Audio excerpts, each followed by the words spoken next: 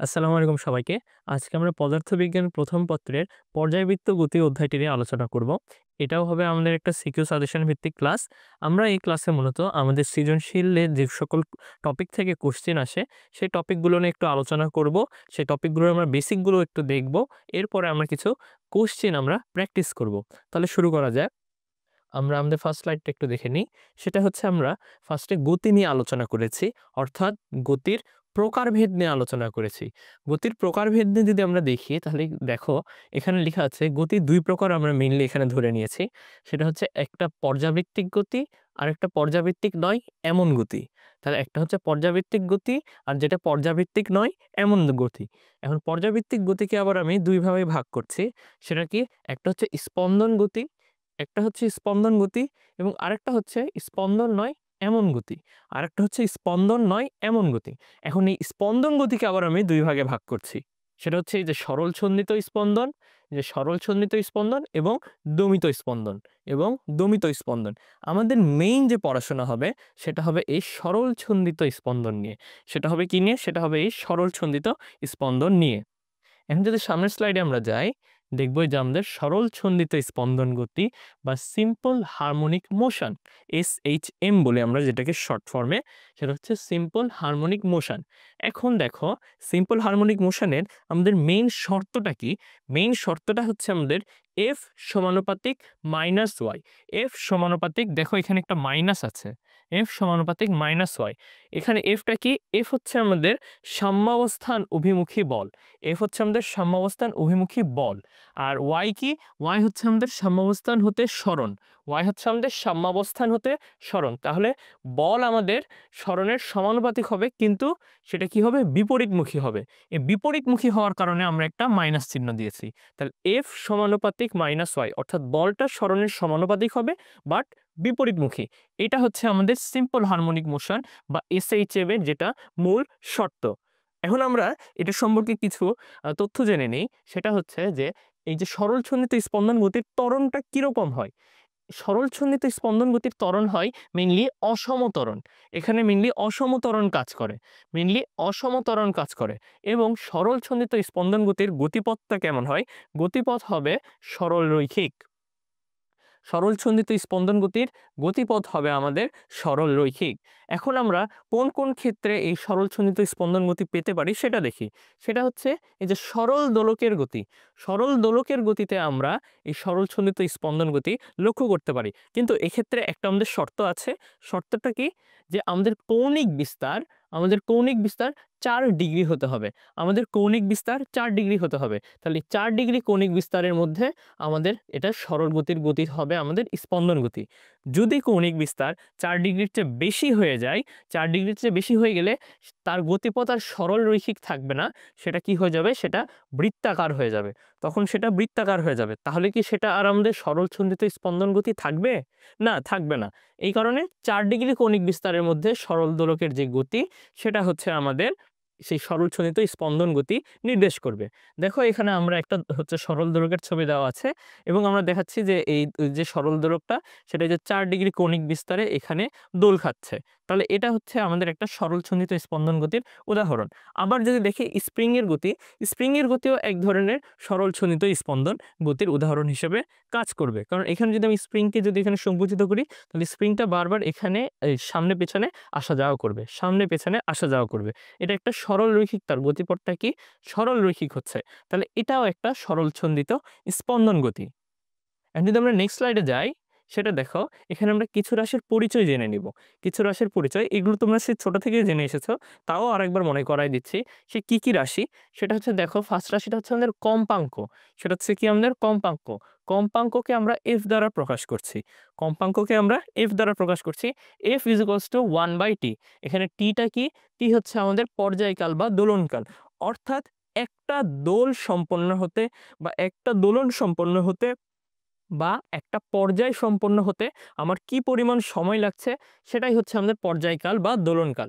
এখন এই পর্যায়কাল বা দোলনকাল, এই পর্যায় বা দোলনকালকে যদি আমরা ইনভার্স করে ফেলি তাহলেই কিন্তু আমরা আমাদের কম্পাঙ্ক পেয়ে যাব। কম্পাঙ্ক বলতে বোঝায় ১ সেকেন্ডে ১ সেকেন্ডে কতগুলো আমাদের দোল হচ্ছে, ১ সেকেন্ডে কতগুলো পর্যায় সম্পন্ন হচ্ছে বা ১ সেকেন্ডে কতগুলো কম্পন সম্পন্ন হচ্ছে সেটা হচ্ছে আমাদের কম্পাঙ্ক। এখন দেখো এটা হচ্ছে বিস্তার। বিস্তার বলতে কি বোঝায়? বিস্তার হচ্ছে আমাদের স্বরণের সর্বোচ্চ মান। স্বরণের সর্বোচ্চ মানটাই হচ্ছে আমাদের বিস্তার। তাহলে স্বরণের সর্বোচ্চ মানই হচ্ছে বিস্তার।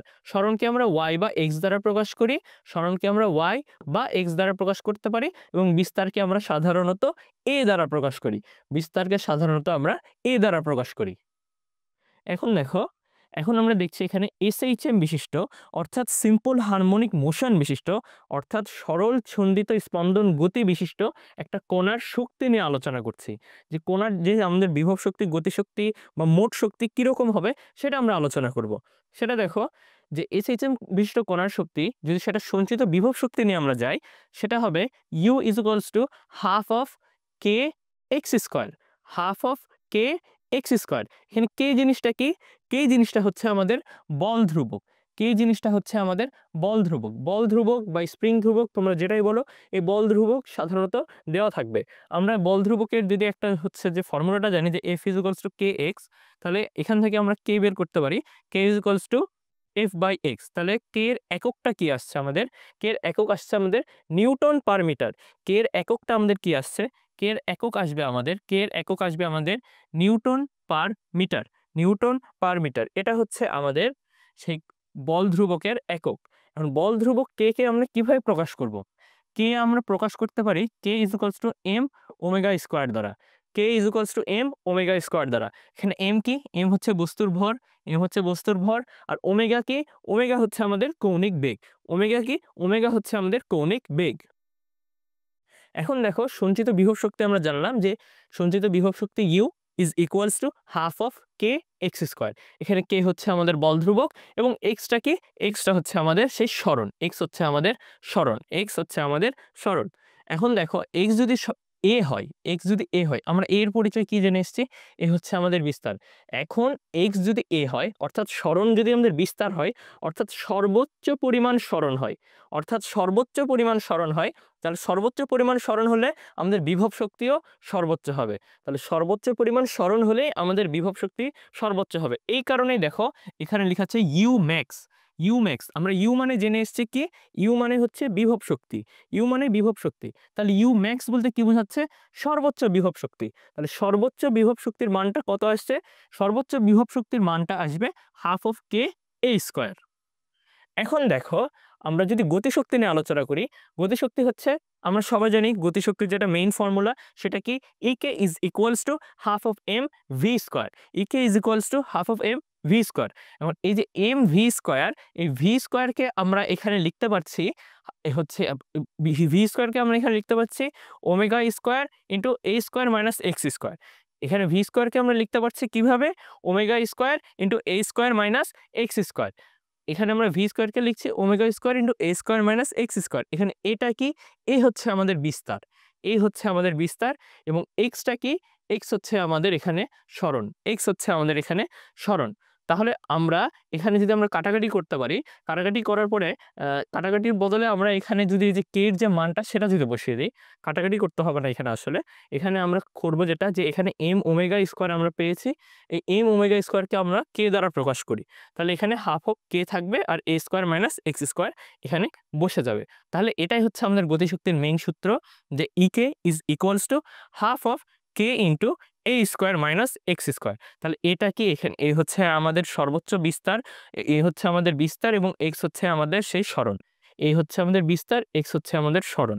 তাহলে ইকে = half of K into A square minus X square. এটা দ্বারাই আমরা আমাদের সেই কাঙ্ক্ষিত যে অবস্থানটা থাকবে সেই অবস্থানে আমরা গতিশক্তিটা নির্ণয় করতে পারবো। এখন যদি আমরা মোট শক্তির দিকে যাই তাহলে সেটা কি হবে? মোট শক্তি কি?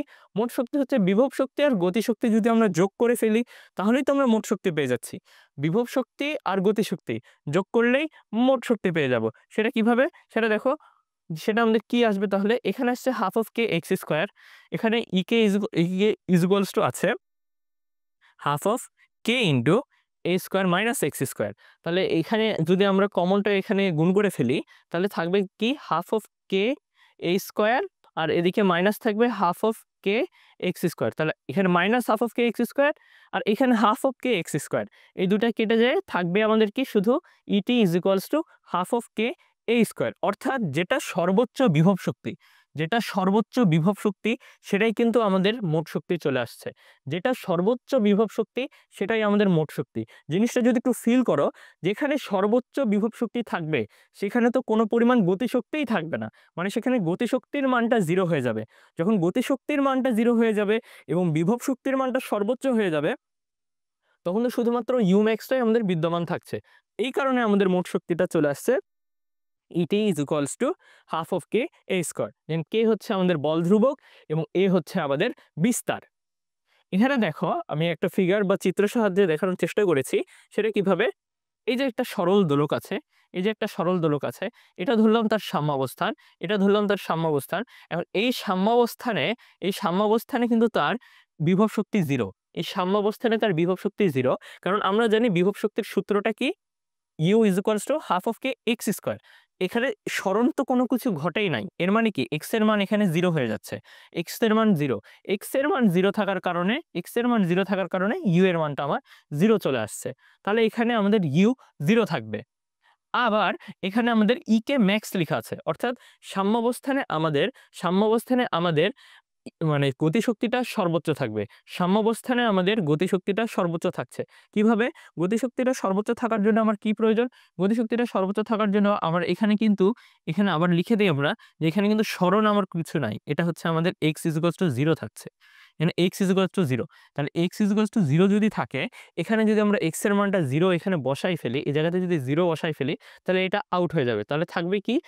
এই যে half of K A square, half of K A square, এটাই আমাদের বিদ্যমান থাকছে। এটাই যদি বিদ্যমান থাকে তাহলে এটাই কি আমাদের সর্বোচ্চ গতিশক্তি নয়? অবশ্যই এটাই আমাদের সর্বোচ্চ গতিশক্তি। মানে এটাই হচ্ছে আমাদের সর্বোচ্চ গতিশক্তি, এটাই হবে আমাদের সর্বোচ্চ বিভব শক্তি। এখন যদি দেখি আমরা যে যদি ও সরল দোলকটা যদি এভাবে দুলতে, দুলতে এদিকে চলে আসে, অর্থাৎ বিস্তারের কাছে চলে আসে, বিস্তারে চলে আসে, মানে সর্বোচ্চ সরণ ঘটে, সর্বোচ্চ সরণ ঘটে, সর্বোচ্চ সরণ অর্থাৎ বিস্তারে যদি চলে আসে, তাহলে কি হবে? বিস্তারে চলে আসলে কি হবে? ইউ ম্যাক্স হয়ে যাবে, অর্থাৎ বিভব শক্তি আমাদের সর্বোচ্চ হয়ে যাবে। যখন এই যে বিভব শক্তির সর্বোচ্চ মান দেখো, U max equals to half of K A square. কারণ এই জায়গাতে আমরা যদি দেখি, এই জায়গাতে কিন্তু আমাদের x এর মান আসছে a, এখানে আমাদের x এর মান আসছে a। আমি যদি এই যে এই x এর এখানে যদি আমি এটা বসাই, x এর এখানে যদি a বসাই, তাহলেই কিন্তু আমার চলে আসছে এই যে u max = half of K a square. তাহলে আমাদের এখানে মানে বিস্তার যে অঞ্চলটা থাকবে বা বিস্তার যে অবস্থাটা থাকবে, বিস্তারে আমাদের বিভব শক্তিটা সর্বোচ্চ থাকছে। যখন বিভব শক্তি সর্বোচ্চ হয়ে যাবে, তাহলে আমরা তো অবশ্যই জানি বিভব শক্তি যেখানে সর্বোচ্চ সেখানে গতিশক্তি আমাদের 0 হয়ে যাবে। তাহলে এই পাশেও যখন বিস্তার হয়ে আসবে, সেখানেও আমাদের বিভব শক্তিটা সর্বোচ্চ এবং গতিশক্তিটা আমাদের 0 হয়ে যাবে।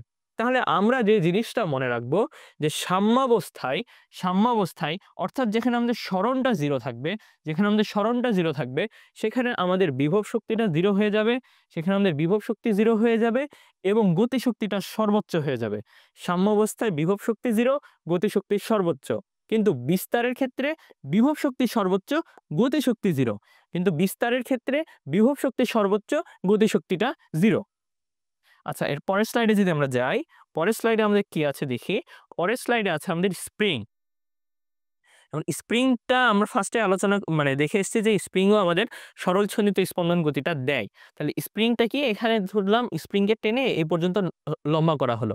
এই যে বিস্তার অবস্থা, এটা হচ্ছে আমাদের বিস্তার অবস্থান, এটা হচ্ছে আমাদের বিস্তার অবস্থান, অর্থাৎ স্প্রিংটা সর্বোচ্চ এই পর্যন্ত আমরা টেনে লম্বা করতে পারবো, এটাই বোঝাচ্ছে। তো এটার ক্ষেত্রে আমাদের যে পর্যায়কালের সূত্র সেটা আসছে t = 2 পাই √m/k। এমটা কি? এম হচ্ছে এই যে বস্তুর ভর, এম হচ্ছে এই বস্তুর ভর। আর কেটা কি? কে হচ্ছে আমাদের সেই স্প্রিং ধ্রুবক। এই যে স্প্রিং যে ধ্রুবক, এই স্প্রিং ধ্রুবক বা বল ধ্রুবক। স্প্রিং ধ্রুবক এটা মেইনলি হচ্ছে আমাদের উপাদানের উপরেই নির্ভর করে, মানে একেকটা স্প্রিং ধ্রুবক সাধারণত একেক রকমেই হয়। তাহলে এই সূত্রটা আমরা মনে রাখবো স্প্রিং এর ক্ষেত্রে। T is equals to 2 pi root over of m by K. T is equals to 2 pi root over of m by K. এটা মেইনলি কিন্তু স্প্রিং এর সূত্র, এটা সরল দৈর্ঘ্যের নয়, এটা স্প্রিং এর সূত্র। আবার আমরা আরেকটা জিনিস দেখতে পারি যে এইভাবে ছাদের সাথে লাগানো একটা স্প্রিং আছে এবং এর সাথে একটা বস্তু ঝুলিয়ে দেওয়া আছে এবং সেটাকে নিচে টানা হলো। তাহলে এই যে এটা হচ্ছে তার সরণ, এটা হচ্ছে তার সরণ, সরণটাকে আমরা ই দ্বারা প্রকাশ করছি। তাহলে সেই ক্ষেত্রে সূত্রটা কিরকম হবে? সেক্ষেত্রে সূত্রটা হবে T is equals to 2 pi root over of E by G. T is equals to 2 pi root over of E divided by G. এটা হচ্ছে আমাদের সেই সূত্র। এর পরের স্লাইড দেখো, এর পরের স্লাইডে আমরা জানছি যে স্প্রিং এর সংযোগ, স্প্রিং এর সংযোগ নিয়ে জানবো। স্প্রিং এর সংযোগ দুই ধরনের আমরা এখানে আলোচনা করছি। একটা হচ্ছে শ্রেণী সংযোগ, একটা হচ্ছে সমান্তরাল সংযোগ। একটা শ্রেণী সংযোগ, একটা সমান্তরাল সংযোগ। তাহলে শ্রেণী সংযোগটা কিরকম আর সমান্তরাল সংযোগটা কিরকম সেটা দেখি। শ্রেণী সংযোগে সাধারণত দেখা যাচ্ছে যে এইখানে দুইটা স্প্রিং আছে, এই দুইটা স্প্রিং পরপর যুক্ত আছে। মাঝখানে কি কোনো বস্তু আছে বা অন্য কোনো বাধা আছে? নাই। এর মানে এই দুটা পরপর যুক্ত আছে। এটা হচ্ছে আমাদের শ্রেণী সংযোগ। শ্রেণী সংযোগে সাধারণত একটা জিনিস আমরা মাথায় রাখবো, শ্রেণী সংযোগে আমাদের এফ সেম থাকে। অর্থাৎ এটা তুমি যে বলে বস্তুটাকে টানছি, এই বলটা এখানেও প্রযুক্ত হচ্ছে, এখানেও প্রযুক্ত হচ্ছে। মানে দুই স্প্রিংয়েই সেম বল প্রযুক্ত হচ্ছে। এই কারণে এখানে আমরা বলছি শ্রেণী সংযোগের ক্ষেত্রে এফটা আমার সেম থাকছে। কিন্তু এবং এই ক্ষেত্রে আমরা মেইনলি এইটা দেখানোর উদ্দেশ্যটা কি? আমাদের এটা দেখানোর উদ্দেশ্য হচ্ছে এখানে আমাদের স্প্রিং ধ্রুবকটা দেওয়া থাকে। এখন আমরা এখান থেকে আমাদের তুল্য স্প্রিং ধ্রুবকটা বের করব। এই যে এখানে কে ইকুইভ্যালেন্ট যেটা সেটা আমাদের তুল্য স্প্রিং ধ্রুবক। তাহলে শ্রেণী সংযোগ, শ্রেণী সংযোগের ক্ষেত্রে যদি আমাদের দুটো এরকম স্প্রিং দেওয়া থাকে যেটা শ্রেণীতে আছে, তাহলে তার তুল্য স্প্রিং ধ্রুবক কি হবে? সেই সূত্রটা হচ্ছে 1 by K equivalent is equals to 1 by কে1 প্লাস 1 বাই কে2। তাহলে 1 by K equivalent is equals to 1 by কে1 প্লাস 1 বাই কে2। এটা হচ্ছে আমাদের শ্রেণীর ক্ষেত্রে সূত্র। এটা হচ্ছে আমাদের শ্রেণীর ক্ষেত্রে সূত্র। আর যখন আমরা সমান্তরালে যাব, সমান্তরাল সংযোগের ক্ষেত্রে যাব, সেখানে দেখো এখানে দুইটা বস্তু আছে, এখানে দুইটা আলাদা বস্তু আছে কিন্তু এক লাইনে আছে। দুইটা আলাদা বস্তু আছে বাট এক লাইনে আছে। এটাকে এখানে আমাদের মেইন জিনিসটা হবে সেটা হচ্ছে এক্স সেম থাকবে। অর্থাৎ সমান পরিমাণ দুইটা বস্তু নিচে নামবে। অর্থাৎ দুইটা বস্তু সমান পরিমাণ নিচে নামবে। এটার স্প্রিং ধ্রুবক ধরে নিচ্ছে কে1, এটার স্প্রিং ধ্রুবক ধরে নিচ্ছে কে2। যেহেতু স্প্রিং ধ্রুবক আলাদা, আমরা এখানে আলাদা আলাদা বলও প্রয়োগ করব। শুধু এখানে সেম থাকবে যে দুটাই সেম পরিমাণে নিচে নামবে। অর্থাৎ এতে সরণ যেটা হবে, সরণ আমাদের সেম থাকছে।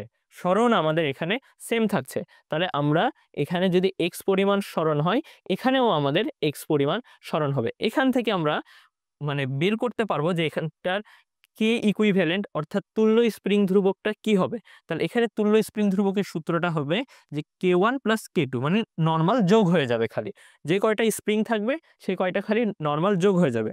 তাহলে তোমরা একটা জিনিস কিন্তু দেখতে পাচ্ছ, আমরা যেটা রোধের সমবায়টা জানতাম, রোধের সমবায় যখন আমরা পড়েছি সেখানে শ্রেণীতে কি হয়ে যেত, খালি যোগ হয়ে যেত। আর সমান্তরালের ক্ষেত্রে আমরা সেটা ইনভার্স করে যোগ করতাম। কিন্তু স্প্রিং এর ক্ষেত্রে পুরাটাই আমাদের উল্টা, মানে অপোজিট হয়ে যাবে। এখানে শ্রেণীতে আমরা ইনভার্স করে যোগ করছি, বাট সমান্তরালে আমরা নর্মাল যে যোগ সেটা করছি। তাহলে শ্রেণী এবং সমান্তরালে আমাদের যেটা এখানে কোশ্চেন, এখানে আমাদেরকে বের করতেই দিবে যে এই যে তুল্য যেটা স্প্রিং ধ্রুবক সেটা কি হবে। এখান থেকে আমাদেরকে পরবর্তী স্টেপগুলা বের করে নিতে হবে। কিন্তু মেইন এখানে ডিফিকাল্টিস থাকবে যে আমরা তুল্য স্প্রিং ধ্রুবকটা সঠিকভাবে সঠিক সূত্র ব্যবহার করে বের করতে পারছি কিনা। আমাদের সামনে যে প্রবলেমগুলো আসবে, সামনে আমরা যে কোশ্চেন সলভ করব, সেখানে আমি এটার অ্যাপ্লিকেশনটা দেখিয়ে দিব। এখন আমরা পরের স্লাইডে যাচ্ছি। পরের স্লাইড দেখো, আমরা এখন কয়েকটা গ্রাফ আলোচনা করব। এসএইচএম বিশিষ্ট কণার গতি হতে গ্রাফ, আমরা এখানে কয়েকটা গ্রাফ আলোচনা করব। এই গ্রাফগুলো থেকে তোমরা বিভিন্ন সিদ্ধান্তে উপনীত হতে পারবা। এই গ্রাফগুলো থেকে বিভিন্ন সিদ্ধান্তে উপনীত হতে পারবা, বা গ্রাফগুলো থেকে কোনটা কোন টাইমে যাচ্ছে সেগুলো তোমরা বুঝতে পারবা। তো আমরা গ্রাফগুলো একটু দেখার চেষ্টা করি। এটা অনেক সময় এমসিকিউতেও দিয়ে দেয়, আবার সিকিউতেও দিয়ে দেয়। সিকিউতেও এখান থেকে আমাদেরকে বিভিন্ন এখানে ডেটা দেওয়া থাকে, সেই ডেটাগুলো আমাদের গ্রাফ থেকে খুঁজে খুঁজে বের করে নিয়ে লিখতে হয়। তাহলে দেখি ফার্স্টেরটা কি। ফার্স্টেরটা হচ্ছে সরণ ভার্সেস সময়। সরণ ভার্সেস সময়, এই গ্রাফটা যদি দেখি, এটা হচ্ছে মেইনলি আমাদের একটা সাইন গ্রাফ। এটা হচ্ছে মেইনলি আমাদের একটা সাইন গ্রাফ। এই সাইন গ্রাফে দেখো এখানে দেখা যাচ্ছে এটা হচ্ছে আমাদের এ মানে বিস্তার, এটা হচ্ছে মাইনাস এ মানে এটা উল্টা দিকে বিস্তার। মানে এটা হচ্ছে আমাদের সর্বোচ্চ সরণ, মানে সরণের হাইয়েস্ট মান। সরণের হাইয়েস্ট মান হচ্ছে এই যে এটা মাইনাস এ, এটা এ, মানে এইটা যেদিকে আছে এটা তার বিপরীত দিকে আছে, তাই মাইনাস। এখানে আমাদের কণাটার যেটা আমাদের গতিপথ সেটা দেখা যাচ্ছে। এখানে এটা হচ্ছে t/4 সময়ে, এটা t/2 সময়ে, এটা 3t/4 সময়ে, আর এটা t সময়ে, অর্থাৎ t পর্যায়কালে এটা। তাহলে এখানে আমাদের সরণের যে সূত্রটা সেটা হচ্ছে x a sin omega t, x sin omega t plus sigma, x sin omega t plus sigma. আর যখন আমরা দেখব এখানে x a cos omega t, এটা আমাদের মেইনলি একটা, এখানে এটা হচ্ছে আমাদের মেইনলি একটা কজের গ্রাফ, এটা হচ্ছে আমাদের মেইনলি একটা কজের গ্রাফ, এটা হচ্ছে মেইনলি আমাদের একটা কজের গ্রাফ। তো এটাও এখানে আমরা খালি a cos ওমেগা t, মানে এখানে এটা যেটা, এটা মেইনলি আমাদের আদি দশা নির্দেশ করছে। এই চিহ্নটা মেইনলি আমাদের আদি দশা নির্দেশ করছে।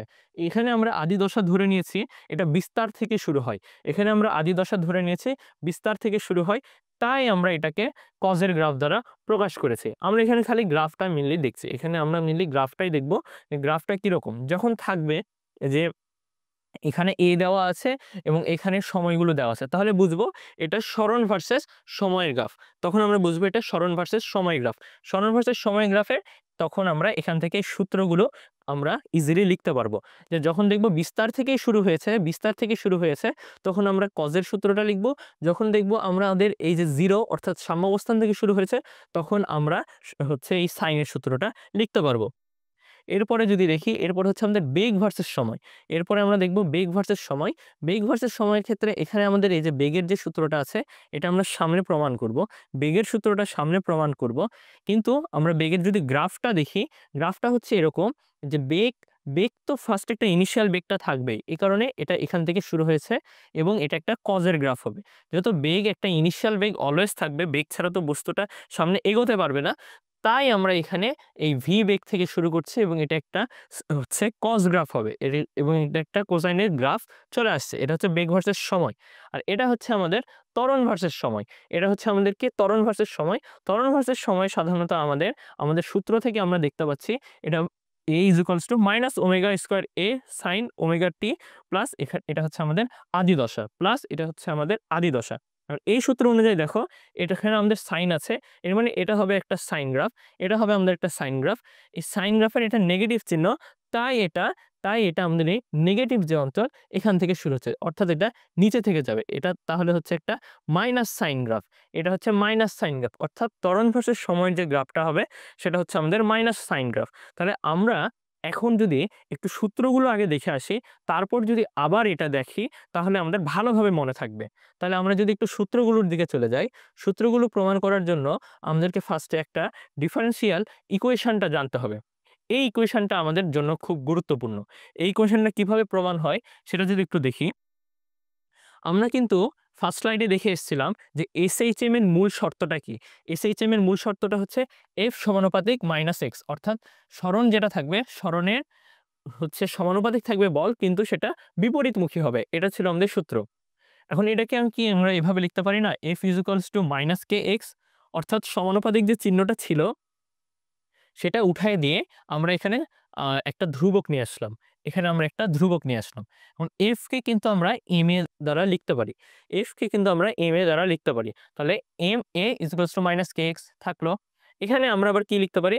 এখানে আবার লিখতে পারি এটা হচ্ছে a, অর্থাৎ m টা আমি নিচে দিয়ে দিলাম, m টা নিচে দিয়ে দিলাম। তাহলে কি থাকছে? a = -km/x, -km by minus a = k divided by m into x.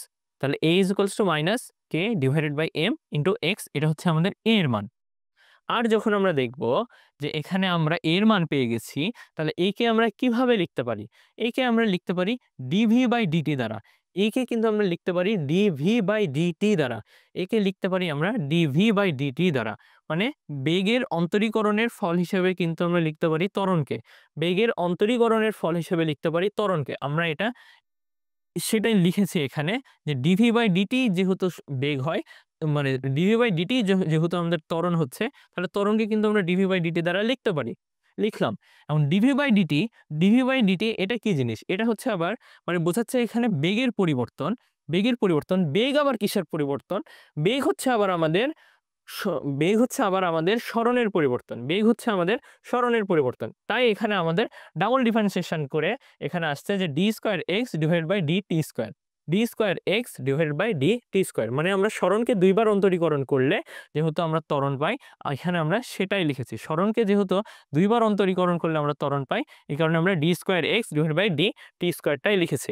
Is equals to minus k divided by m আর ইনটু x দেওয়া আছে।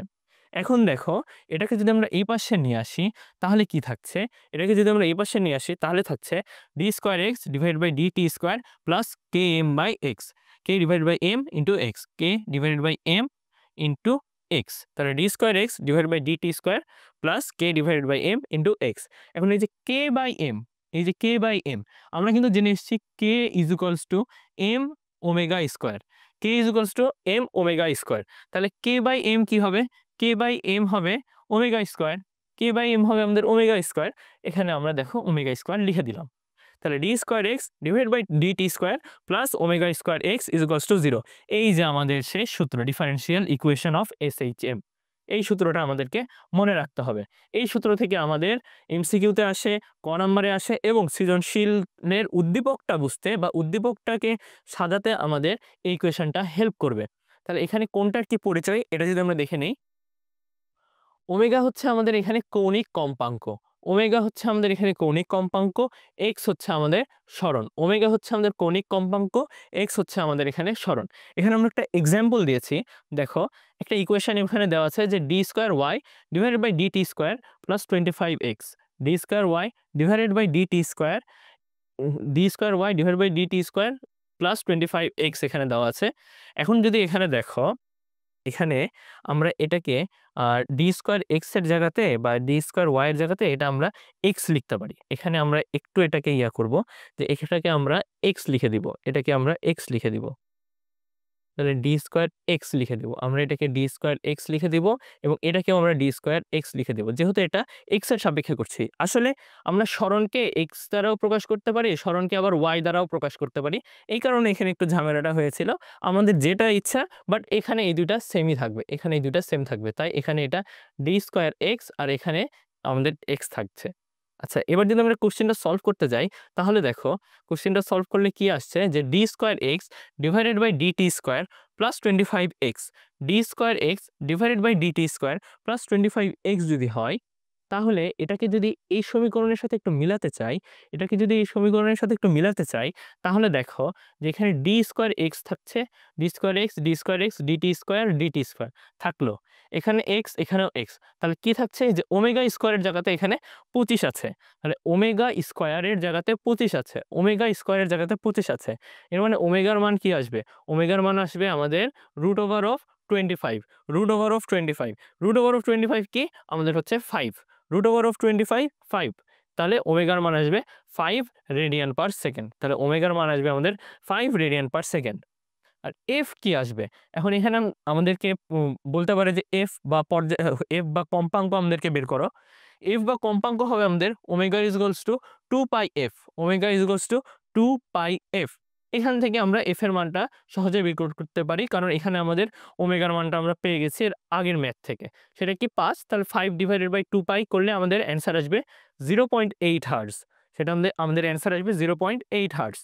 আর যখন আমরা টি অর্থাৎ পর্যায়কাল যদি নির্ণয় করতে চাই, টি ইজ ইকুয়ালস টু কি জানি? টি ইজ ইকুয়ালস টু 1/f। তাহলে এখানে আমরা এই যে এফ পেলাম 0.8, এটা হচ্ছে ইনভার্স করে দিলেই 1.25 সেকেন্ড যেটা আসবে সেটাই হবে আমাদের পর্যায়কাল।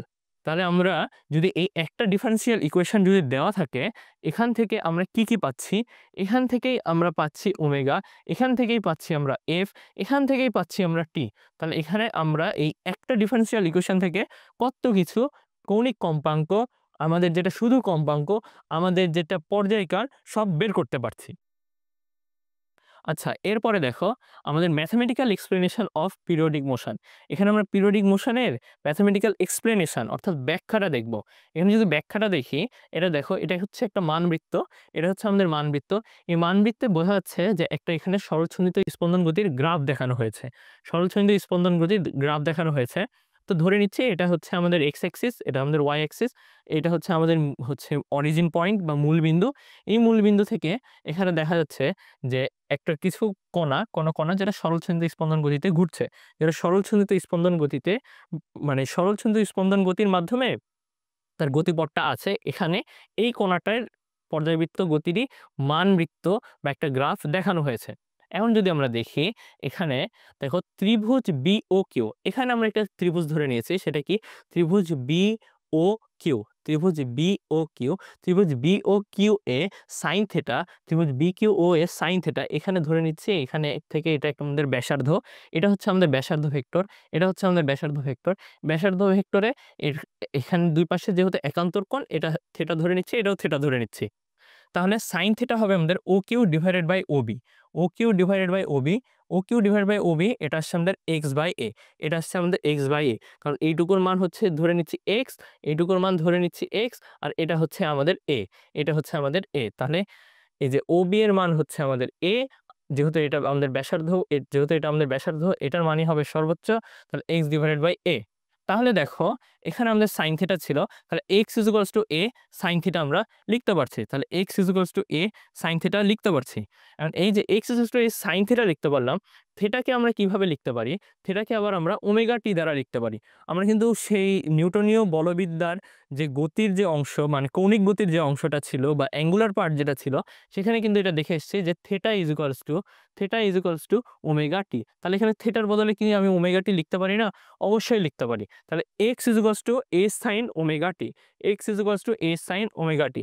এখন যদি আদি দশা থেকে শুরু হয়, আদি দশা থেকে শুরু হয়, আমরা এখানে আদি দশা যোগ করে দিব, আমরা এখানে আদি দশা যোগ করে দিব।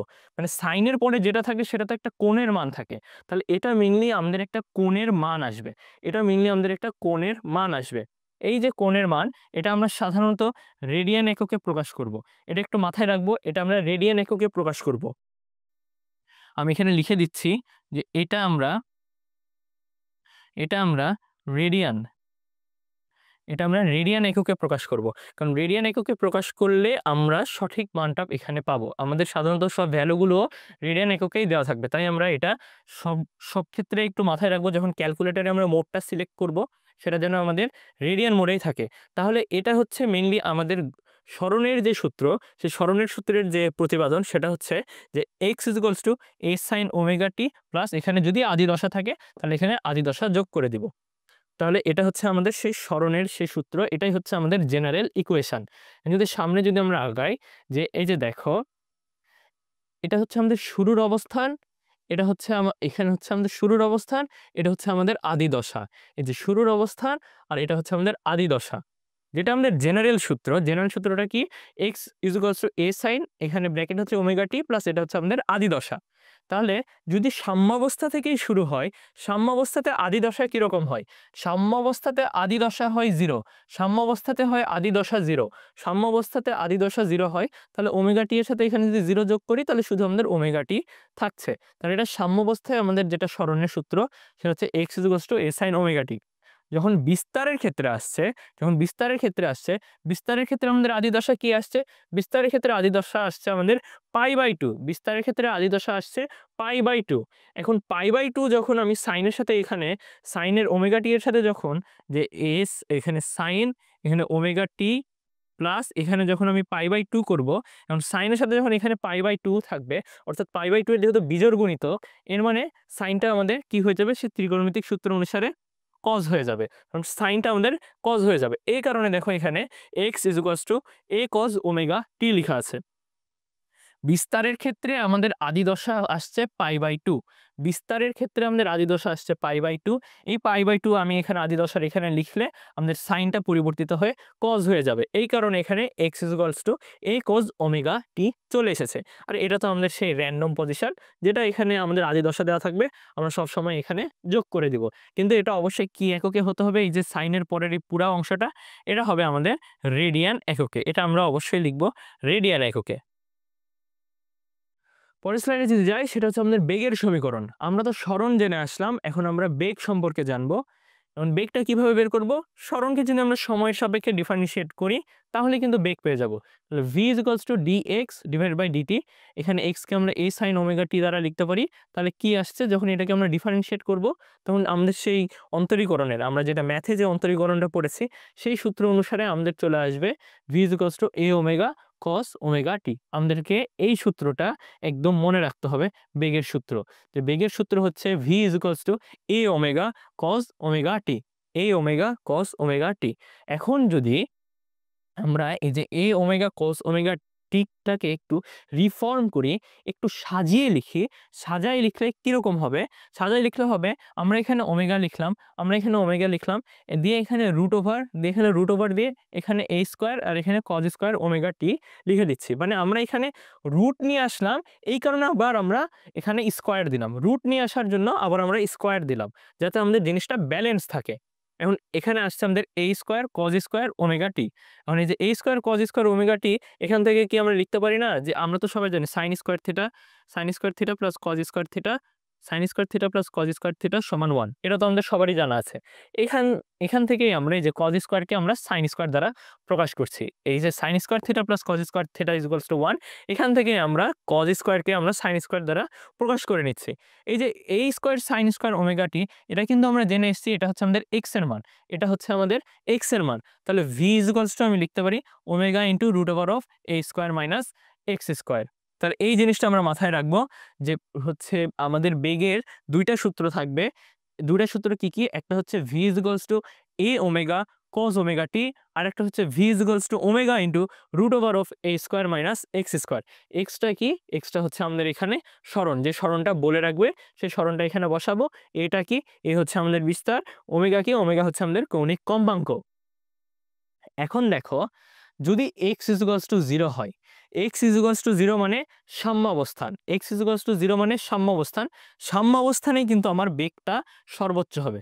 সাম্যাবস্থানেই বেগটা সর্বোচ্চ হবে। তো সাম্যাবস্থানে যদি বেগ সর্বোচ্চ হয় তার মান কত হবে? আমরা এখানে এই যে x এর মানটা যদি 0 বসিয়ে দেই, x এর মান যদি 0 হয় তাহলে আমার কি বিদ্যমান থাকবে? x এর মান 0 হলে বিদ্যমান থাকবে omega into root over of a square. Root over of a square মানে কি? a। তাহলে vmax হয়ে যাবে আমাদের ওমেগা a। মানে সরলচন্দ্র স্পন্দন গতি যদি আমরা বেগ বের করি, সেই বেগের সর্বোচ্চ মান কত হবে? বেগের সর্বোচ্চ মান vmax = ওমেগা ইনটু a। তাহলে ওমেগা, যেটা আমাদের কৌণিক কম্পাঙ্ক, তার সাথে আমরা যদি বিস্তারটা গুণ করে ফেলি তাহলেই আমরা আমাদের সর্বোচ্চ বেগ পেয়ে যাব। তাহলে আমাদের এই সূত্র এবং এই সূত্র, এই তিনটা সূত্র আমরা মনে রাখবো যে সর্বোচ্চ ক্ষেত্রে কি হবে, এবং বেগের যেটা নরমাল যে দুটা সূত্র, যে v = a omega cos omega t আর v = omega into root over of a square minus x square. মানে বেগের পরে আমরা দেখব যে ত্বরণের সমীকরণ। বেগের পরে আমরা দেখব কিসের সমীকরণ? ত্বরণের সমীকরণ। এখন আমরা বেগকে যদি সময়ের সাপেক্ষে ডিফারেনশিয়েট করি তাহলেই তো ত্বরণ পেয়ে যাব। আমরা ডিফারেনশিয়েট করব সেই যে অন্তরীকরণের আমাদের ম্যাথের যে সূত্র, সেই সূত্রের সাহায্যে অন্তরীকরণ করে আমরা এই যে এই সূত্রটা পাবো। আমাদেরকে মেইনলি এখন এই সূত্রগুলোই মনে রাখতে হবে। আমাদের এই ক্লাসে আমরা কি দেখব? এই যে আমি বক্স করে রেখেছি যে সূত্রগুলা, আমরা লাস্ট মোমেন্টে এই সূত্রগুলো একদম মাথায় রাখবো, কোন ক্ষেত্রে কোনটা ইউজ হবে। তাহলে এটা হচ্ছে আমাদের ত্বরণের সূত্র। ত্বরণের সূত্রটা কি? ত্বরণের সূত্র a = মাইনাস, মানে হচ্ছে স্মল a মাইনাস a, মানে বিস্তার omega square sine omega t, minus বিস্তার omega square sine omega t। এটা হচ্ছে আমাদের ত্বরণের সূত্র। এখন দেখো, আমরা যদি এখানে মাইনাস ওমেগা স্কয়ারকে এই পাশে নিয়ে আসলাম এবং বাকি সবগুলোকে আরেকটা যদি ব্র্যাকেট দিয়ে একসাথে নিয়ে আসি, তাহলে আমাদের এখানে কি আসছে? a sin omega t। a sin omega t কে আমরা কি x দ্বারা লিখতে পারি না? অবশ্যই লিখতে পারি। a sin ওমেগা t কে আমরা x দ্বারা লিখতে পারি। তাহলে ত্বরণ a আসছে, ত্বরণ a আসছে আমার a minus omega square x।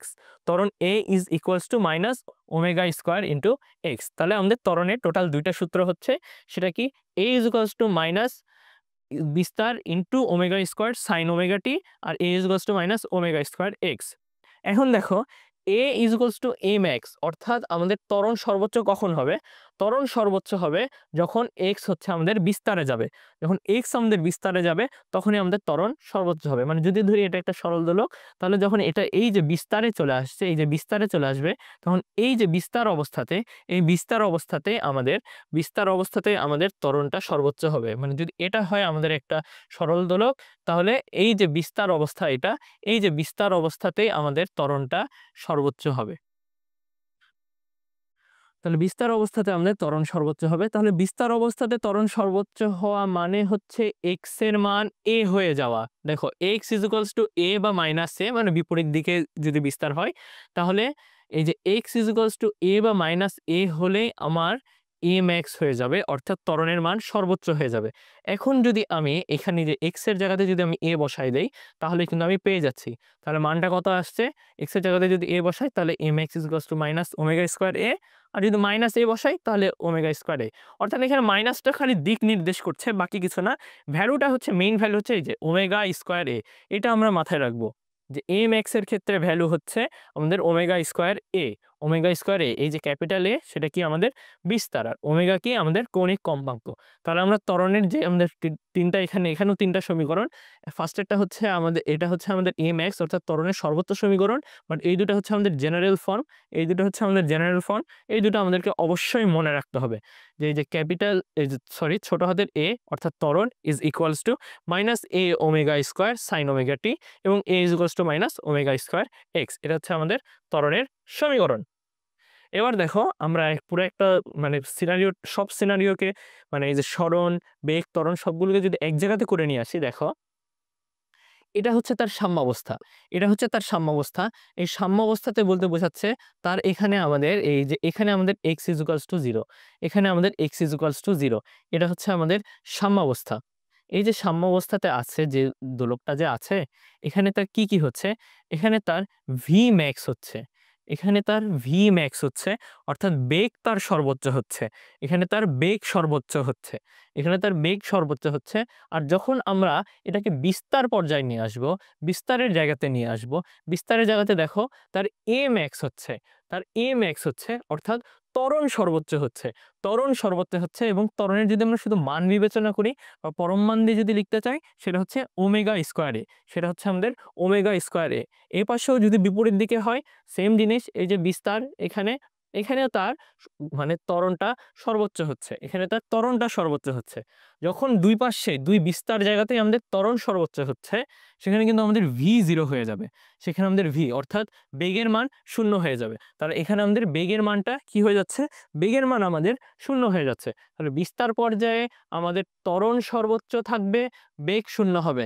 বিস্তার পর্যায়ে বেগ 0 হবে, ত্বরণ সর্বোচ্চ থাকবে। কিন্তু সাম্যাবস্থাতে আমাদের কি হবে?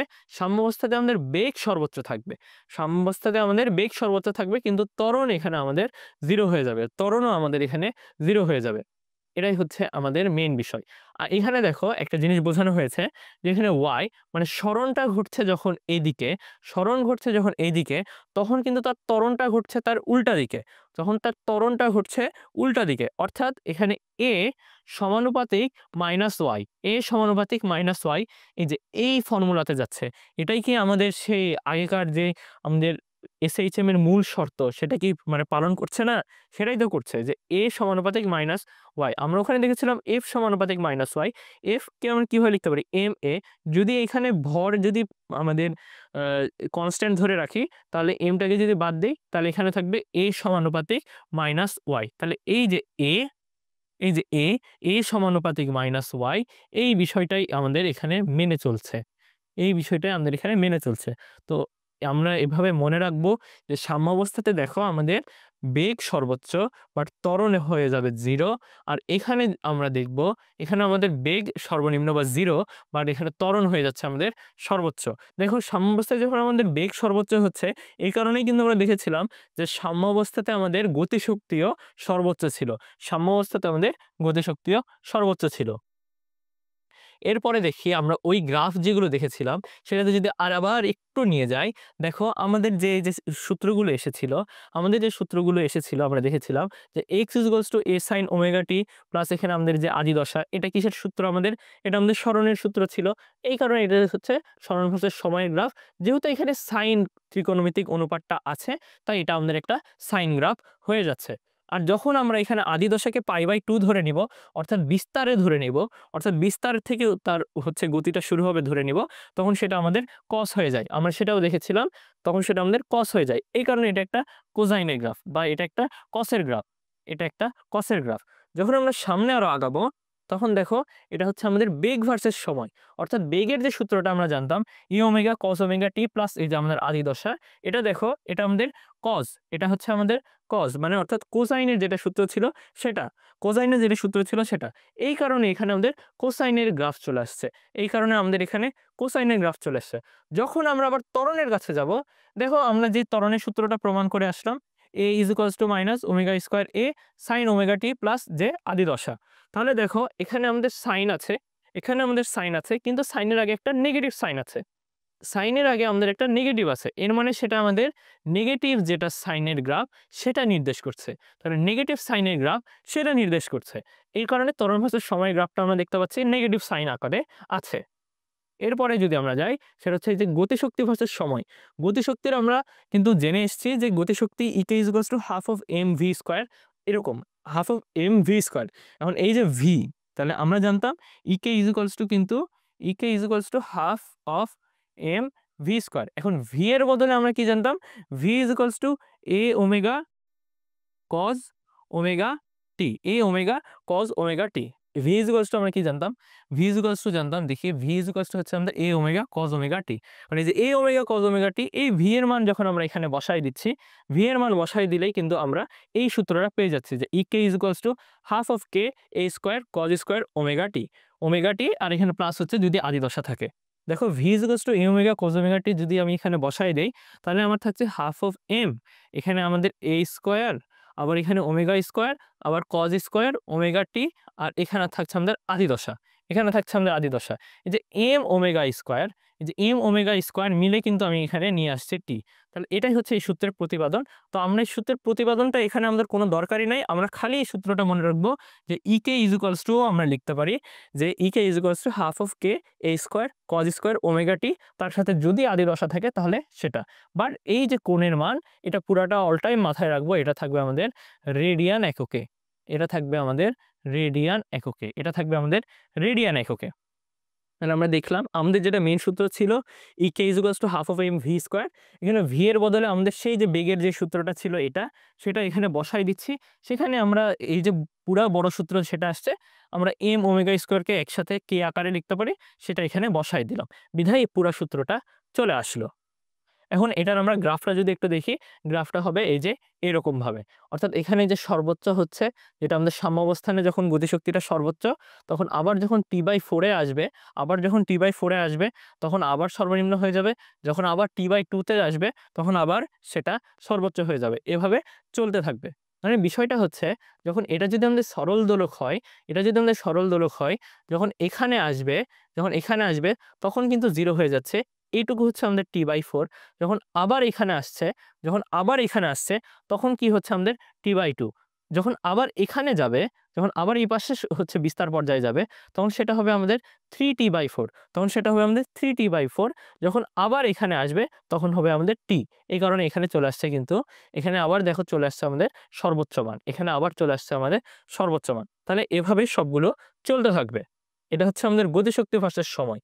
কিন্তু যখন আমরা স্থিতিশক্তির দিকে যাব, স্থিতিশক্তিটা কি ছিল দেখো, স্থিতিশক্তির আমরা সূত্রটা জানতাম যে হচ্ছে ইপি বা ইউ, যেটাই লিখতে চাই, EP by U is equals to half of K X square. এখন এক্স এর আমরা যে সূত্রটা জানতাম, এক্স এর সূত্র কি A sine omega T plus যদি আদি দশা থাকে তাহলে সেটা, তাহলে A sine omega T plus যদি আদি দশা থাকে সেটা। এখন এক্স এর মানটা যদি আমরা এখানে বসাই দেই, তাহলে কি আসবে যে হাফ অফ কে ইন্টু এখানে এ স্কোয়ার সাইন স্কোয়ার এখানে ওমেগা টি প্লাস যে আদি দশা যদি থাকে। এই যে এটা সেই সূত্রটা। তাহলে এখানেই আমাদের সূত্র মানে প্রমাণ করা খুবই ইজি, খালি একটার মান আরেকটাতে বসাতে হবে, এটা খালি মাথায় রাখতে হবে। যদি এখানে দেখো আমাদের মানে সাম্যাবস্থায় বা 0 অবস্থাতে দেখো, এখানে আমাদের u দেওয়া আছে 0, মানে কি যদি সাম্যাবস্থায় থাকে ধরলাম, সাম্যাবস্থাতে আমরা কি জানতাম, এখানে আমাদের ইকে ম্যাক্স, এখানে আমাদের ইকে ম্যাক্স, বাট ইউটা আমাদের 0, তাই দেখো এখানে u 0। যখন বস্তুটা এখানে যাচ্ছে অর্থাৎ আমাদের কি বলবো এটাকে বিস্তার অবস্থানে যাচ্ছে, বিস্তার অবস্থানে গেলে এখানে কিন্তু আমাদের u ম্যাক্স হয়ে যাচ্ছে, u ম্যাক্স হয়ে যাচ্ছে, এই কারণে দেখো এই যে এখানে u ম্যাক্স। তো এই পর্যন্ত যেতে অর্থাৎ বিস্তারে যেতে আমাদের সময় লাগে t/4, তাহলে বিস্তারে যেতে আমাদের সময় লাগে t/4, বিস্তারে যেতে আমাদের সময় লাগে t/4। যখন আবার পিছনে আসছে অর্থাৎ t/2 সময় হয়ে যাচ্ছে, তখন আবার আমাদের u 0 হয়ে যাচ্ছে, তখন আবার আমাদের u 0 হয়ে যাচ্ছে। আবার যখন আমাদের হচ্ছে এই সরল দোলকটা আবার বাম পাশের যে আমাদের বিস্তার অবস্থানটা থাকবে সেখানে যদি যাই, তাহলে কি আসছে, তাহলে আসছে 3t/4 সময়, 3t/4 সময় মানে এটা, তাহলে এই ক্ষেত্রে কি আবার u ম্যাক্স হয়ে যাচ্ছে না? তাহলে কিন্তু আবার u ম্যাক্স হয়ে যাচ্ছে। তাহলে এখানে এই যে u ম্যাক্স চলে আসছে। যখন আবার এখানে আসবে অর্থাৎ আবার যখন t সময় হয়ে যাচ্ছে, তখন আবার কিন্তু আমাদের u এর মানটা 0 চলে আসছে। তাহলে যদি বোঝানোর চেষ্টা করি যে এখানে ধরে নিচ্ছি একটা সরল দোলক আছে, সরল দোলকটা আছে এখানে, এখানে একটা সরল দোলক আছে। এই সরল দোলকটা আমাদের এটা হচ্ছে তার বিস্তার অবস্থান ডান পাশের, এবং এটা হচ্ছে তার বিস্তার অবস্থান, এটা হচ্ছে তার বাম পাশে। এখন যখন এই এই যে সরল দোলকটা সাম্য অবস্থান থেকে এই বিস্তার অবস্থানে যাবে, এটা ধরে নিচ্ছি এখানে a, এটাও ধরে নিচ্ছি a, এখানে যাবে, এই যেতে সময় লাগবে কিন্তু আমার t/4, অর্থাৎ পর্যায়কালের 1/4। এই যে যেতে সময় লাগবে t/4, যেতে সময় লাগছে কিন্তু আমার t/4। এই যে t/4 যেতে সময় লাগছে, এই যে সাম্য অবস্থানে ছিল কিন্তু আমার ইকে ম্যাক্স, বাট u ছিল আমাদের 0। আর এখানে কি ছিল আমাদের u max, but ek is equals to 0। আবার যখন জিনিসটা এখানে আসবে, তখন কিন্তু সময় অতিবাহিত হয়ে যাচ্ছে আমাদের t/2। যখন এখানে আবার আসবে তখন সময় অতিবাহিত হয়ে যাচ্ছে t/2। আবার যখন t/2 এ আসছে, তখন আবার আমাদের গতিশক্তি ম্যাক্স হয়ে যাচ্ছে আর বিভব শক্তি 0 হয়ে যাচ্ছে। এখানে গতিশক্তি ম্যাক্স হয়ে যাওয়ার পর বিভব শক্তি 0 হয়ে যাওয়ার পরে আবার যখন এই পাশের বিস্তার অবস্থানে যাবে, তখন সময় অতিবাহিত হবে আমার 3t/4, তখন সময় অতিবাহিত হবে 3t/4। তখন আমাদের কি হয়ে যাচ্ছে, তখন আমাদের আবার u ম্যাক্স হয়ে যাবে এবং ইকে আমাদের 0 হয়ে যাবে, তখন আবার আমাদের ইকে 0 হয়ে যাবে। আবার যখন এখানে চলে আসবে তখন আমাদের সময় অতিবাহিত হবে t, তখন ইকে ম্যাক্স হবে এবং u is equals to 0 হয়ে যাচ্ছে। এখন দেখো আমরা শক্তি ভার্সেস সরণ এই যে গ্রাফটা, এটা একটু মনে রাখবো, কারণ এখান থেকে আমাদের সৃজনশীলে কোশ্চেন চলে আসে। সেটা কি, এখানকার দেখো এই যে সবুজ যেটা আমাদের গ্রাফ, সবুজ গ্রাফটা হচ্ছে কাইনেটিক এনার্জি, সবুজ গ্রাফটা হচ্ছে কাইনেটিক এনার্জি, যেটা আমাদের যে গোলাপি কালারের সেটা হচ্ছে পোটেনশিয়াল এনার্জি, আর উপরের যেটা হাইস্ট পয়েন্ট সেটা হচ্ছে আমাদের টোটাল এনার্জি। এখন দেখো যেটা আমাদের কাইনেটিক এনার্জি, সেটা যখন আমাদের বিস্তার অবস্থানে আছে, বিস্তার অবস্থানে আছে, বিস্তার অবস্থানে কিন্তু আমরা দেখিয়েছি যে আমাদের কাইনেটিক এনার্জিটা 0 থাকবে, তাই দেখো এটা 0-র দিকে আছে, তাই দেখো এটা 0-র দিকে আছে। বাট যখন সেটা সাম্য অবস্থান অর্থাৎ এই যে সাম্য অবস্থান বা অরিজিন পয়েন্টের এখানে থাকবে, তখন সেটা একদম হাইস্ট ভ্যালুতে যাবে বা ম্যাক্সিমাম ভ্যালুতে যাবে, তাই দেখো এটার মান এখানে সর্বোচ্চ। আবার যখন আমরা পোটেনশিয়াল এনার্জিতে যাব বা বিভব শক্তিতে যাব, দেখো বিভব শক্তিতে কি দেখিয়েছিলাম, বিভব শক্তিতে আমাদের যখন এটা হচ্ছে বিস্তার অবস্থানে থাকবে, বিস্তার অবস্থানে থাকবে, তখন কিন্তু এটা আমাদের সর্বোচ্চ হয়ে যাবে, বিস্তার অবস্থানে বিভব শক্তিটা সর্বোচ্চ হয়ে যাবে, তাই দেখো বিস্তার অবস্থানের কাছাকাছি আসলে একদম সর্বোচ্চ হয়ে যাচ্ছে। বাট যখন এটা আমাদের সাম্যাবস্থানে থাকবে, সাম্যাবস্থানে কি দেখিয়েছি, সাম্যাবস্থানে আমাদের এই যে ইউ যেটা, সাম্যাবস্থানে ইউ কিন্তু 0 হয়ে যাচ্ছে, তাহলে সাম্যাবস্থানে ইউ 0 হয়ে গেলে এই যে এখানে আমাদের 0 চলে আসছে। তাহলে এটাই হচ্ছে আমাদের যে গতিশক্তি এবং যে বিভব শক্তি তার গ্রাফের একটা টোটাল যেটা সিনারিও সেটা। এখন যদি আমরা যাই, আমাদের এই স্লাইডগুলো শেষ হয়ে গেছে। এখন আমরা আস্তে, আস্তে একটু আমাদের মেইন যেটা সৃজনশীলে যেটা সবচেয়ে বেশি আসে, সরল দোলক। মানে সরল দোলকের আবিষ্কারক হচ্ছে গ্যালিলিও এবং এটার বিস্তার হচ্ছে সর্বোচ্চ 4 ডিগ্রি, যেটা আমরা আগেই আলোচনা করে এসেছি, যেটা আমরা আগেই আলোচনা করে এসেছি। এখন এই সরল দোলকের 4টা সূত্র আছে, এই সূত্রগুলো নিয়ে দেখব।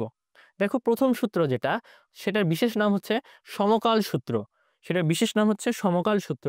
এটার বর্ণনাতে কি আছে দেখো, যে কোনো স্থানে নির্দিষ্ট দৈর্ঘ্য বিশিষ্ট প্রতিটা দোলনের জন্য সমান সময় লাগবে, অর্থাৎ দোলনকাল টি যেটা সেটা ধ্রুব থাকবে। দোলনকাল টি যেটা সেটা ধ্রুব থাকবে। তাহলে ফার্স্ট জিনিসটা হচ্ছে দোলনকাল টি ধ্রুব থাকবে। সেকেন্ড সূত্রটা কি? সেকেন্ড সূত্র হচ্ছে আমাদের দৈর্ঘ্যের সূত্র। দৈর্ঘ্যের সূত্রটা হচ্ছে টি সমানুপাতিক রুট ওভার অফ এল। টি সমানুপাতিক রুট ওভার অফ এল। অর্থাৎ কোনো নির্দিষ্ট স্থানে সরল দোলকের দোলনকাল তার কার্যকরী দৈর্ঘ্যের বর্গমূলের সমানুপাতিক। তার কার্যকরী দৈর্ঘ্যের বর্গমূলের সমানুপাতিক। তাই টি সমানুপাতিক রুট ওভার অফ এল। যখন আমরা তৃতীয় সূত্রে যাব সেটা হচ্ছে আমাদের ত্বরণের সূত্র। ত্বরণের সূত্রে আছে আমাদের নির্দিষ্ট দৈর্ঘ্য বিশিষ্ট কোনো সরল দোলকের দোলনকাল ওই স্থানের অভিকর্ষ ত্বরণের বর্গমূলের ব্যস্তানুপাতিক, মানে টি সমানুপাতিক রুট ওভার অফ 1/g। টি সমানুপাতিক রুট ওভার অফ 1/g।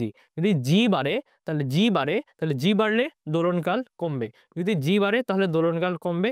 যদি জি কমে তাহলে দোলনকাল বাড়বে। কারণ কি? কারণ হচ্ছে এটা ব্যস্তানুপাতিক সম্পর্কে আছে। এবং চতুর্থ সূত্রটা হচ্ছে ভরের সূত্র, যে কার্যকরী দৈর্ঘ্য যদি স্থির থাকে তাহলে কোনো স্থানে সরল দোলকের দোলনকাল দোলকের যে পিণ্ডের ভর, আকৃতি বা উপাদান এর উপর নির্ভর করে না। অর্থাৎ যদি এটা একটা দোলক হয় তাহলে দোলকের সাথে এই যে পিণ্ডটা আছে এর ভর, উপাদান, এর আকৃতির উপরে এর দোলনকাল কখনোই নির্ভর করবে না। তাহলে এই যে সূত্র, এই যে মেইনলি দ্বিতীয় আর তৃতীয় সূত্র, এটাকে যদি আমরা একসাথে করে লিখতে চাই তখন আমাদের মেইন যে ফর্মুলাটা আসছে সেটা হচ্ছে T is equals to 2 pi root over of L/G। এটাই হচ্ছে আমাদের সরল দোলকের মেইন সূত্র। এই সূত্রটা আমরা সকলেই মনে রাখবো, কারণ এই সূত্রের সাহায্যে আমরা ম্যাথ সলভ করব। এখানে এলটা কি? এল হচ্ছে আমাদের কার্যকরী দৈর্ঘ্য। অর্থাৎ যদি এটা একটা সরল দোলক হয় তাহলে এই যে আমাদের দৈর্ঘ্য, সুতার যেটা দৈর্ঘ্য সেটা হচ্ছে আমাদের এই যে এল বা কার্যকরী দৈর্ঘ্য। কারণ এল বা কার্যকরী দৈর্ঘ্যের ক্ষেত্রেও আমাদের কিছু জিনিস মাথায় রাখা উচিত। সেটা হচ্ছে যে যদি এটা হচ্ছে সুতা হয় তাহলে সুতার ক্ষেত্রে দেখা যাবে যে এই যে পিণ্ডটা আছে, পিণ্ডের যেটা ভরকেন্দ্র, এটা যদি দেওয়া থাকে কোশ্চেনে, তাহলে এই যে সুতার এই পর্যন্ত যদি দৈর্ঘ্য থাকে এল, আর এটা যদি থাকে আমাদের ছোট হাতের এল, তাহলে এই যে এল প্লাস এল করে আমাদের যেটা এল প্রাইম আসবে, এই এল প্রাইমটা থাকবে আমাদের সেই কার্যকরী দৈর্ঘ্য। অর্থাৎ যদি ভারকেন্দ্রের সরণ এখানে যদি কোশ্চেনে দেওয়া থাকে যে ভরকেন্দ্রটুকু এতটুকু, তাহলে পিণ্ডের সারফেস থেকে এই ভরকেন্দ্র পর্যন্ত দূরত্বটা বা এই পিণ্ডের ব্যাসার্ধটা এই পর্যন্ত, তখন আমরা এই ছোট এলটা ধরে নিব। ছোট এলটা ধরে নিয়ে যোগ করে যে মানটা আসবে সেটা হবে আমাদের কার্যকরী দৈর্ঘ্য। এবার দেখো যেখান থেকে আমাদের বেশি সৃজনশীল আসে এই যে মানে এই যে সরল দোলকের, সেটা হচ্ছে সময় নির্ণয়।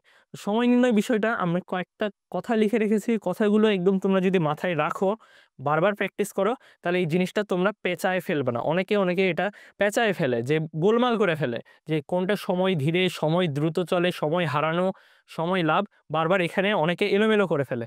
তাই এই টপিকটা একটু ভালো করে তোমরা বুঝবা। এখন দেখো সময় নির্ণয়।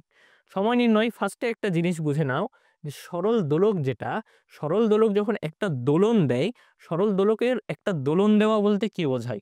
সরল দোলকের একটা দোলন দেওয়া বলতে কিন্তু বোঝায় যে দোলকটা একবার এই যে এখানে যাচ্ছে, এখান থেকে এখানে যেয়ে আবার এখানে আসছে, তাহলে এই পুরাটাই হচ্ছে একটা দোল দেওয়া। তাহলে পুরাটাই হচ্ছে একটা দোল দেওয়া বস্তুটা, মানে সরল দোলকটা এই যে এখানে যাচ্ছে, এখান থেকে এখানে এসে আবার এখানে যাচ্ছে, দিয়ে আবার এখানে আসছে, এই যে পুরা যে প্রসেসটা ঘটলো, এটার মাধ্যমে একটা দোল সম্পন্ন হয়। তাহলে একটা দোলনে কিন্তু দুইটা অর্ধ দোলন হয়। একটা দোলনে দুইটা অর্ধ দোলন হয়। আর সরল দোলকের একটা দোলন দিতে সাধারণত 2 সেকেন্ড সময় লাগে। মানে সরল দোলকের একটা দোলন দিতে সাধারণত 2 সেকেন্ড সময় লাগে। তাহলে একটা অর্ধ দোলনের ক্ষেত্রে কয় সেকেন্ড সময় লাগবে? একটা অর্ধ দোলনের ক্ষেত্রে আমাদের 1 সেকেন্ড সময় লাগবে। জিনিসটা এখানে এটাই লিখা, যে একটা দোলন সমান যদি দুইটা অর্ধ দোলন হয় এবং একটা দোলনে যদি 2 সেকেন্ড সময় লাগে, তাহলে দুইটা অর্ধ দোলনে আমাদেরও 2 সেকেন্ড সময় লাগবে। যদি দুইটা অর্ধ দোলনে আমাদের 2 সেকেন্ড সময় লাগে, এর মানে আমাদের একটা অর্ধ দোলনে 1 সেকেন্ড সময় লাগবে। এখন দেখো সুস্থ দোলক যেটা হয়, সুস্থ দোলকের ক্ষেত্রে দেখো আমরা তো সবাই জানি যে একদিন সমান ৮৬,৪০০ সেকেন্ড। একদিন সমান হচ্ছে আমাদের ৮৬,৪০০ সেকেন্ড। এর মানে যদি ধরি তাহলে একদিনে ৮৬,৪০০টা অর্ধদোলন সম্পন্ন হতে পারে। যেহেতু ৮৬,৪০০ সেকেন্ড, তাহলে ৮৬,৪০০টা অর্ধদোলন সম্পন্ন হতে পারে। এটা হচ্ছে আমাদের সুস্থ একটা যে দোলক থাকবে সেই ক্ষেত্রে। এখন যদি দেখি যে অসুস্থ দোলক বলতে বোঝাচ্ছে যেটা ডিফেক্টিভ, যেটা ডিফেক্টিভ, যেটা ত্রুটিপূর্ণ দোলক, সেই ক্ষেত্রে কি হবে? সেই ক্ষেত্রে হবে যে যদি দেখা যায় যে ধীরে চলছে, যদি কোশ্চেনে থাকে যে ধীরে চলছে, তাহলে কি হবে? এর মানে বোঝাবে যে ঊর্ধ্ব দোলনের যেটা আমাদের সংখ্যা, যে ঊর্ধ্ব দোলের যেটা সংখ্যা, সেটার মান এই যে ৮৬,৪০০ চেয়ে কমে যাবে। ধীরে চলা বলতে এখানে বোঝাচ্ছে ৮৬,৪০০ চেয়ে মানটা কমে যাবে। ধীরে চলায় বলতে বোঝাচ্ছে ৮৬,৪০০ চেয়ে মানটা কমে যাবে। আর দ্রুত চলা বলতে কি বোঝাচ্ছে? দ্রুত চলা বলতে বোঝাচ্ছে ৮৬,৪০০ চেয়ে মানটা বেড়ে যাবে। ৮৬,৪০০ চেয়ে মানটা বেড়ে যাচ্ছে, তখন আমরা বুঝবো এটা দ্রুত চলছে। জিনিসটা যদি আমরা একটা এক্সাম্পল দিয়ে দেখি, যে দিনে ১০ সেকেন্ড ধীরে চলে। জিনিসটা লিখা আছে যে দিনে ১০ সেকেন্ড, এখানে ধীরে চলে লিখাটা হবে দিনে ১০ সেকেন্ড ধীরে চলে। দিনে যদি ১০ সেকেন্ড ধীরে চলে, এর মানে কি বোঝাচ্ছে? অর্ধদোলটা ৮৬,৪০০ চেয়ে কমে যাবে।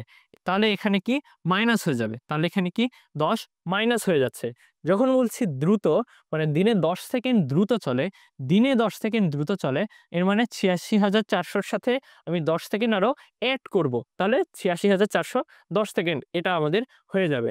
তাহলে সরল দোলকের দোলনকালের ক্ষেত্রে আমরা ২ টা জিনিস দেখছি। যখন ধীরে বলছে তখন আমরা সেটাকে মাইনাস করছি, ধীরে বললে আমরা মাইনাস করছি।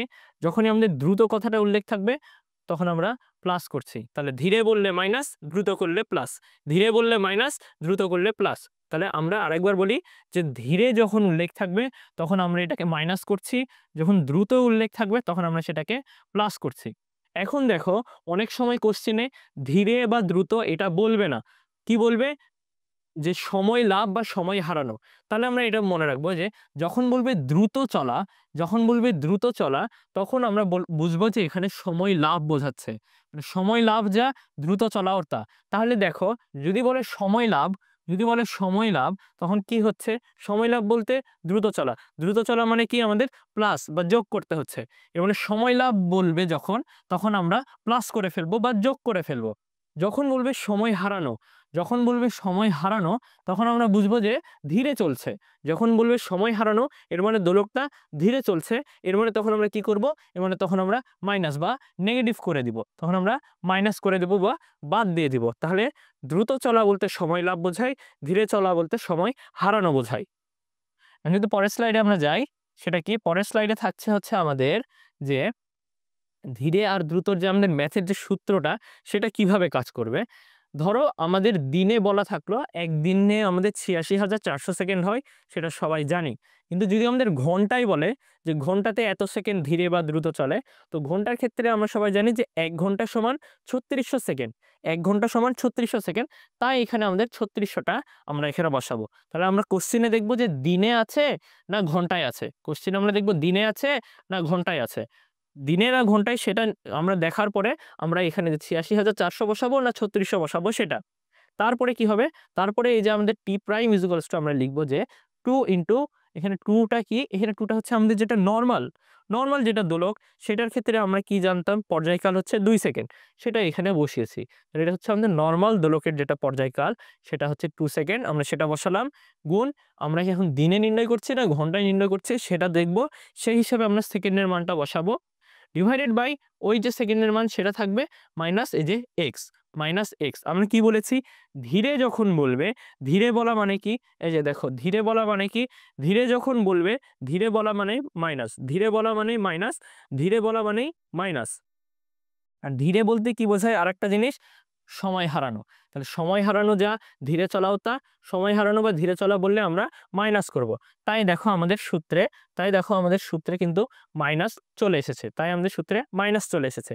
যখন এর মানে দ্রুত বলবে, তাহলে তার কি হয়ে যাবে? উল্টা চলে আসবে। মানে কি? এখানে প্লাস বসে যাবে। তাহলে এখানে প্লাস বসে যাবে। তাহলে এক্সটা কি এখানে? এই যে আমরা যে এক্সটা আমরা এড করছি বা এখানে বিয়োগ করছি, এক্সটা কি? এক্স হচ্ছে কোশ্চেনে যদি বলে যে ১০ সেকেন্ড ধীরে চলছে, ৫০ সেকেন্ড ধীরে চলছে, ৫০ সেকেন্ড দ্রুত চলছে, সেটা হচ্ছে এই যে এক্স এর মান। মানে এক্স হচ্ছে যত সেকেন্ড ধীরে বা দ্রুত চলে তার মান হচ্ছে এই যে এক্স। আমরা এটা মনে রাখবো।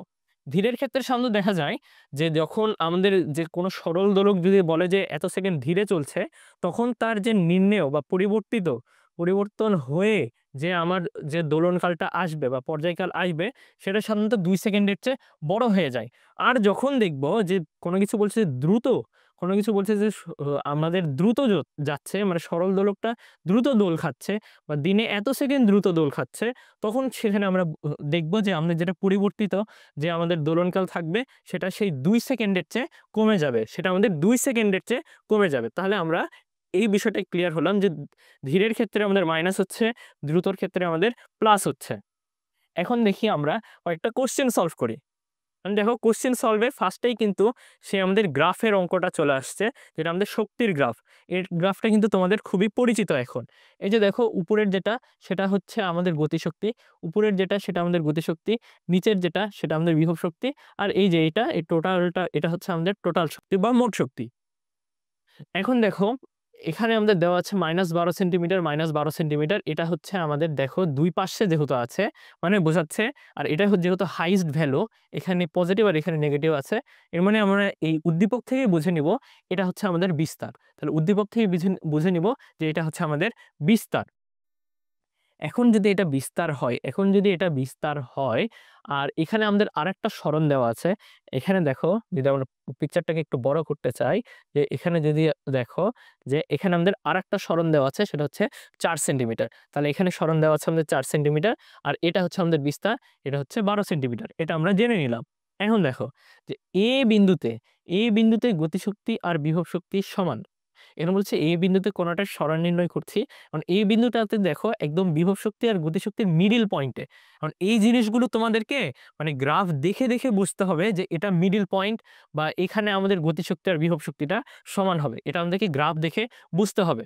এখন যদি দেখি আমরা যে এই বিন্দুতে আমরা এর মানে দেখতে পাচ্ছি যে এখানে বিভব শক্তি আর গতিশক্তি সমান। এখানে দেখো গতিশক্তি আর বিভব শক্তি যদি সমান হয় তাহলে আমরা গতিশক্তি আর বিভব শক্তির সূত্র তো জানি। একটা হচ্ছে half of M omega square A square minus X square, আর half of M omega square X square. এখানে এক্সটা কি? এক্সটা হচ্ছে আমাদের এ বিন্দু থেকে এই যে এই বিন্দুটার যে আমাদের সরণ সেটা হচ্ছে আমাদের এক্স। এই যে এই বিন্দুটা আমাদের সাম্যাবস্থান থেকে কত দূরে আছে, এই বিন্দুটা আমাদের সাম্যাবস্থান থেকে কত দূরে আছে সেটা হচ্ছে আমাদের এই যে এক্স। এখন আমরা এই যে এখানে দুটা ইকুয়েশন লিখলাম। এই ইকুয়েশনে কিন্তু হাফ কাটা কাটা চলে যাবে, ওমেগা স্কয়ার কাটা চলে যাবে, থাকবে এই যে a square minus X square এবং এক্স স্কয়ার। তাহলে এখান থেকে আমরা x এর মান কিন্তু সহজেই বের করতে পারবো, কারণ a এর মান কিন্তু আমরা জানি সেটা হচ্ছে 12 সেন্টিমিটার। যদি আমরা এখান থেকে ইকুয়েশনগুলো সলভ করি তাহলে আমাদের a এর মান আসবে, আমাদের এই বিন্দুতে কোণার সরণ হচ্ছে আমাদের 6√2 সেন্টিমিটার। তাহলে আমরা এখানে কিছুই করিনি, আমাদের মেইন যেটা ট্রিক এখানে সেই ট্রিকটা হচ্ছে যে এই যে এ বিন্দুতে যে আমাদের বিভব শক্তি এবং গতিশক্তিটা সমান হয়ে যাচ্ছে, এই জিনিসটা আমাদেরকে বুঝতে হবে। সেটা বুঝবো কিভাবে? এই যে আমাদের গ্রাফ দেখে বুঝতে হবে। কারণ এই পাশেও বিভব শক্তি যে পরিমাণ, গতিশক্তি এই পাশেও সেই পরিমাণ। এর মানে বোঝা যাচ্ছে এটা আমাদের মিডল পয়েন্ট। আচ্ছা, এখন যদি দেখি আমাদের ঘ নাম্বারে বলেছে যে উদ্দীপকে বর্ণিত পি, কিউ এবং আর বিন্দুতে শক্তির নিত্যতা সূত্রটা আমাদের প্রযোজ্য হবে কিনা সেটা দেখাতে বলেছে। এখন দেখো পি, কিউ আর আর বিন্দু যদি আমরা চিহ্নিত করি, সেটা হচ্ছে এটা হচ্ছে আমাদের পি বিন্দু, এটা আমাদের কিউ বিন্দু, এটা হচ্ছে আমাদের আর বিন্দু। এই যে পি, কিউ, আর এই তিনটাই কিন্তু আমাদের এই যে 4 সেন্টিমিটার সরণের এই বিন্দুর উপরে মানে উপরিপাতিত হয়ে আছে। মানে এইটার মানে এই লাইনে আছে। অর্থাৎ এই সব বিন্দুরই সরণের ক্ষেত্রে আমরা যখন দেখব x এর মান কিন্তু 4 সেন্টিমিটার বসে যাবে। x এর মান কিন্তু 4 সেন্টিমিটার বসে যাবে।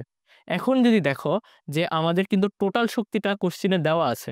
টোটাল শক্তি দেখো এখানে লেখা আছে 100 জুল। টোটাল শক্তি কিন্তু লেখা আছে 100 জুল। তাহলে আমরা জানি যে টোটাল শক্তি হবে আমাদের 100 জুল। এখন যদি আমরা টোটাল শক্তি 100 জুল হয় তাহলে দেখো ইটি মানে total energy is equals two 100 joule is equals to half of K A square লিখতে পারছি। হাফ অফ কে স্কোয়ার যদি লিখতে পারি তাহলে কে এর মান কত আসছে আমরা বের করে নিতে পারবো, কারণ এর মান আমরা জেনে এসেছি এখানে দেওয়া আছে 12 সেন্টিমিটার। তাহলে এখান থেকে আমরা কে এর মানটা অর্থাৎ আমাদের যেটা বল ধ্রুবকের মান সেটা বের করে নিচ্ছি। যখন আমরা বল ধ্রুবকের মান বের করে নিব, এখন দেখো পি বিন্দুটা, দেখো পি বিন্দুটা কোন গ্রাফের অন্তর্ভুক্ত? পি বিন্দুটা আমাদের বিভব শক্তির অন্তর্ভুক্ত। পি বিন্দুটা আমাদের বিভব শক্তির অন্তর্ভুক্ত। পি বিন্দুটা যদি বিভব শক্তির অন্তর্ভুক্ত হয়, তাহলে সেটা হচ্ছে বিভব শক্তির সম্পর্ক হচ্ছে half of K X square. তাহলে half of K X square. তাহলে আমরা কে এর মান পেয়ে গেছি, হাফ জানি, এক্স এর মান কিন্তু বলেছি যে এখানে 4 সেন্টিমিটার বসে যাচ্ছে। 4 সেন্টিমিটার বসে যাচ্ছে। সেটাকে যদি আমরা মিটারে করে নেই আমাদের অ্যান্সার আসবে 11.111 জুল, 11.111 জুল। এখন দেখো কিউ বিন্দু যেটা, কিউ বিন্দু কিন্তু আমাদের গতিশক্তির গ্রাফের অন্তর্ভুক্ত একটা বিন্দু। গতিশক্তির গ্রাফের অন্তর্ভুক্ত একটা বিন্দু হচ্ছে কিউ। এই ক্ষেত্রেও কিন্তু আমরা সরণ পেয়েছি 4 সেন্টিমিটার। এক্ষেত্রেও কিন্তু আমরা সরণ পেয়েছি 4 সেন্টিমিটার। এক্ষেত্রে যেহেতু সরণ পেয়েছি 4 সেন্টিমিটার, আমাদের সেই সূত্রটা কি, যে কিউ বিন্দুতে গতিশক্তি E Q is equals to half of K into A square minus X square. মানে সরণ যদি 4 সেন্টিমিটার হয়, সরণ যদি আমাদের 4 সেন্টিমিটার হয়, তাহলে আমরা এক্স এর মান কিন্তু 4 বসিয়ে দিব এবং এর মান তো আমাদের জানা আছে। সেখান থেকে আমরা মান পাচ্ছি এই যে 88.883 জুল। এখন দেখো 88.883 জুল যদি এটা হয়, তাহলে যে 4 সেন্টিমিটার যে অবস্থানে আমরা পেলাম যে গতিশক্তি, 4 সেন্টিমিটার অবস্থানে পেলাম গতিশক্তি, 4 সেন্টিমিটার অবস্থানে পেলাম আমাদের বিভব শক্তি, এই দুইটা যদি আমি যোগ করে দেই, তাহলেই কি আমি 4 সেন্টিমিটার অবস্থানে আমার মোট যে শক্তি সেটা কি পাবো না? তাহলেই পাবো। তাহলে আমরা যদি এই দুইটা শক্তি যোগ করে দেই, তাহলে কত আসছে আমাদের? সেই 100 জুলের কাছাকাছি, যেটা আর বিন্দুতে মোট শক্তির সমান। তাহলেই আমরা দেখতে পাচ্ছি যে দুই জায়গাতেই আমাদের যে শক্তির যে নিত্যতা সূত্র সেটা প্রযোজ্য হচ্ছে। কারণ পি আর কিউ বিন্দু মিলেও আমার 100 জুল আসছে, আবার যেটা আমাদের আর বিন্দুতে যেটা আমাদের মোট শক্তি সেটাও 100 জুল। তাহলে শক্তির নিত্যতা সূত্র এটা মেনে চলছে। এরপরের যদি আমরা ম্যাথে যাই, এর পরের ম্যাথটা দেখো। এর পরের ম্যাথে আছে দুটা স্প্রিংয়ের স্প্রিং ধ্রুবক দেওয়া আছে, K1 1000 newton per metre, K2 2000 newton per metre, এবং এম এর মান দেওয়া আছে, এবং M is equals to 4.5 KG, এবং এম প্রাইমের দেওয়া আছে যে দুটা বস্তু মেঝের সাথে মসৃণভাবে মেঝেতে দুলতে সক্ষম, কারণ স্প্রিং দ্বারা লাগানো। এখন যদি আমরা কোশ্চেনের দিকে যাই, সেটা হচ্ছে চিত্র নাম্বার 2 এ স্প্রিং এর কৌণিক কম্পাঙ্ক। কৌণিক কম্পাঙ্ক মানে কি? ওমেগা। কৌণিক কম্পাঙ্ক মানে কি? ওমেগা। এখন আমাকে ওমেগা বের করতে হবে। 2 নম্বর চিত্রে দেওয়া আছে যে 2 নম্বর চিত্রে দেওয়া আছে আমাদের স্প্রিং ধ্রুবক K2 ইজ ইকুয়ালস টু, যেহেতু এখানে K2 আছে তাহলে এখানে K2 আমাদের 2000 নিউটন পার মিটার হয়ে গেল।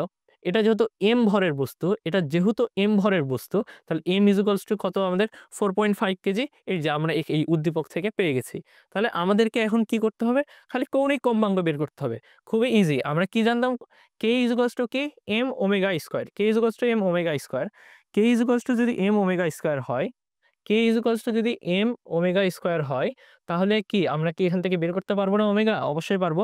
যে omega square is equals to K divided by m, তাহলে ওমেগা ইজ ইকুয়ালস টু আমাদের root over of K by m চলে আসবে। তাহলে ওমেগা ইজ ইকুয়ালস টু কি চলে আসবে আমাদের?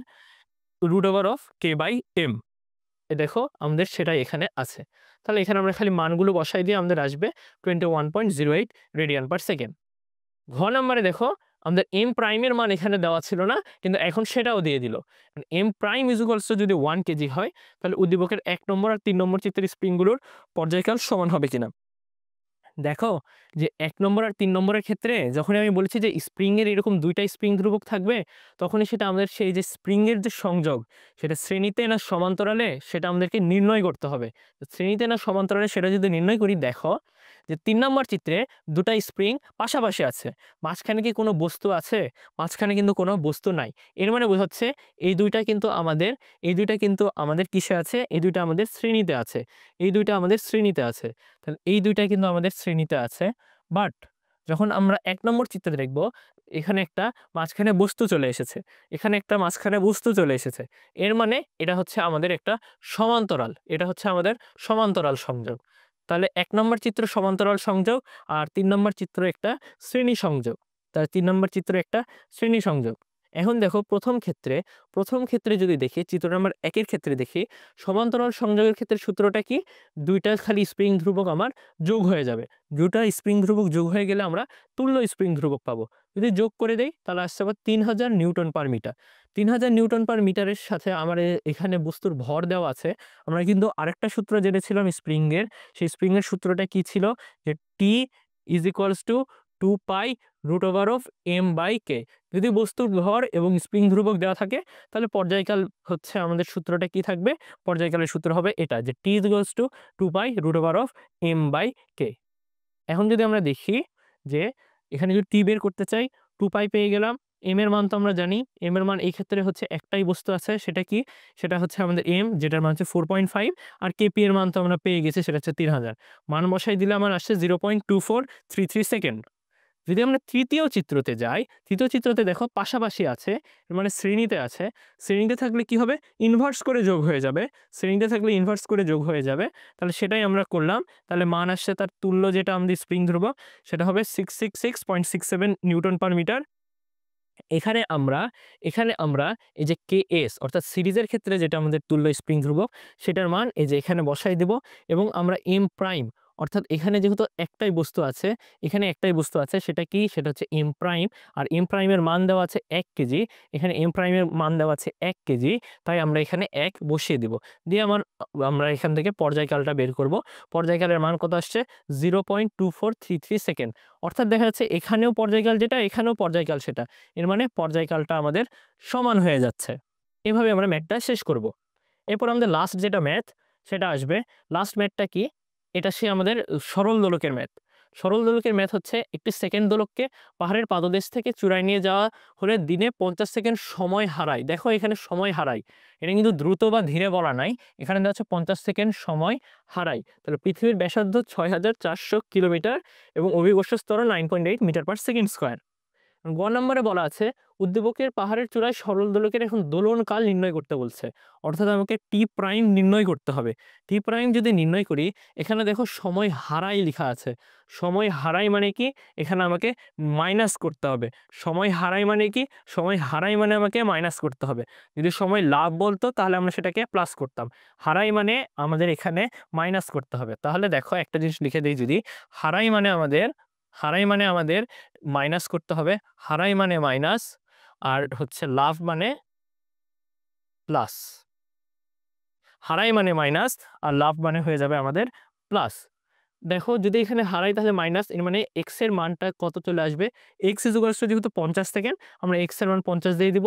আর এখানে যে 86,400 যেহেতু, কারণ এখানে দিনে বলেছে, দিন হলে আমরা কি জানি 86,400 বসাবো, এবং ঘন্টায় হলে 3600 বসাবো। তাহলে 86,400 ইন্টু 2 ডিভাইড বাই যে 86,400 মাইনাস 50 দিয়ে আমাদের যে কাঙ্ক্ষিত দোলনকাল সেটা পেয়ে যাব, সেটা হবে 2.001158 সেকেন্ড।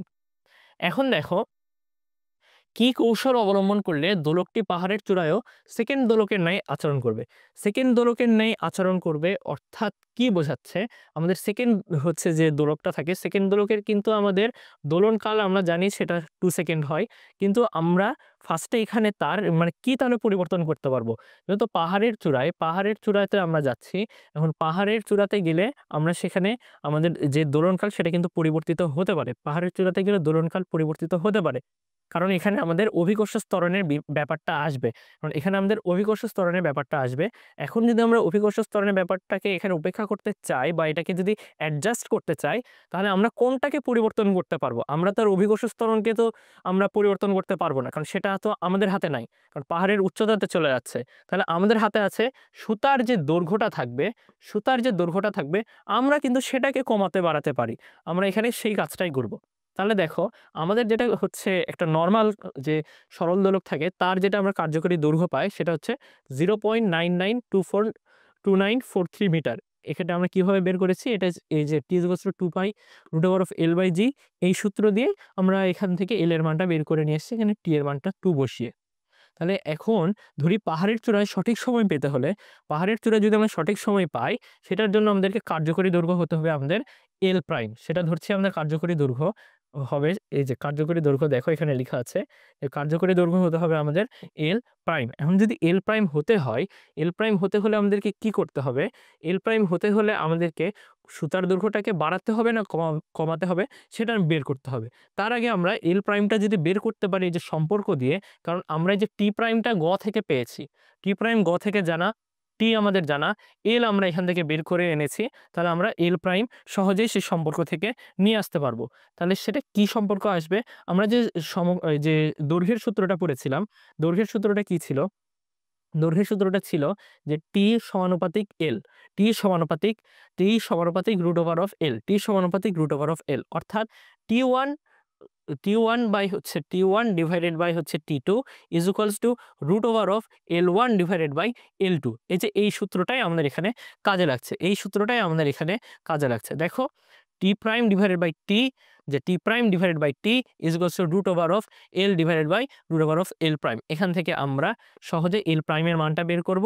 এখান থেকে এল প্রাইমের মানটা বের করে নিয়ে আসলে, এখান থেকে আমরা এল প্রাইমের মানটা যদি বের করে নিয়ে আসি, তাহলে দেখো এখান থেকে এল প্রাইমের মান যদি বের করে নিয়ে আসি, এল প্রাইমের মান হচ্ছে আমাদের এল প্রাইমের মান হবে আমাদের 0.99147, 0.99174 বা 147, যেটা লিখতে পারো তোমরা। ক্যালকুলেটারে আসবে, ক্যালকুলেটারের কাছাকাছি মানটা তোমরা বসাই নিবা।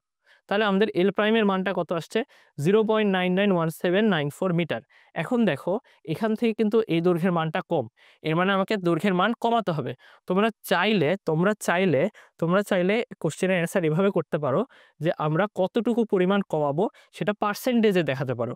তোমরা যদি পার্সেন্টেজে নাও দেখাও, শুধু মাইনাস করে রেখে দাও, তাও অ্যান্সার হবে। বাট পার্সেন্টেজে দেখানো ভালো। তাহলে পার্সেন্টেজে দেখালে কিভাবে দেখাবা? আমাদের যে ইরর ডিভাইডেড বাই যেটা অ্যাকচুয়াল লেন্থ, সেটা ভাগ করে দিব, করলে আমরা পার্সেন্টেজে পেয়ে যাব। পার্সেন্টেজে আসলে 0.1157% চলে আসবে। বাট তোমরা যদি চাও তাহলে এমনি হচ্ছে যে দৈর্ঘ্য, সেটা বিয়োগ করলেও পারো।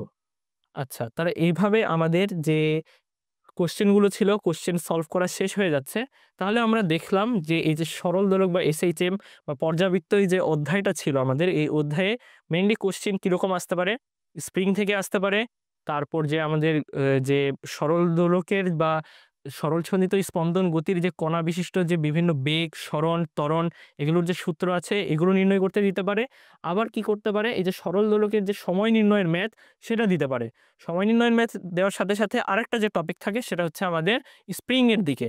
স্প্রিংয়ের দিকে যাই, স্প্রিংয়ের সমবায় থেকে দিতে পারে কোশ্চেন, স্প্রিংয়ের শক্তি নির্ণয় করতে দিতে পারে, এগুলো থাকতে পারে। তো আমরা এই সূত্রগুলো, এই অধ্যায়ের মেন জিনিসটাই হচ্ছে সূত্রগুলো মনে রাখা, কোন ক্ষেত্রে কোন সূত্র ইউজ হবে, তাহলে আমরা এই অধ্যায় থেকে সৃজনশীলগুলো ইনশাল্লাহ অ্যান্সার করতে পারবো। তাহলে আজকে এই পর্যন্তই। সামনে আবার নেক্সটে তোমাদের সাথে অন্য কোনো ক্লাস নিয়ে দেখা হবে। আসসালামু আলাইকুম সবাইকে।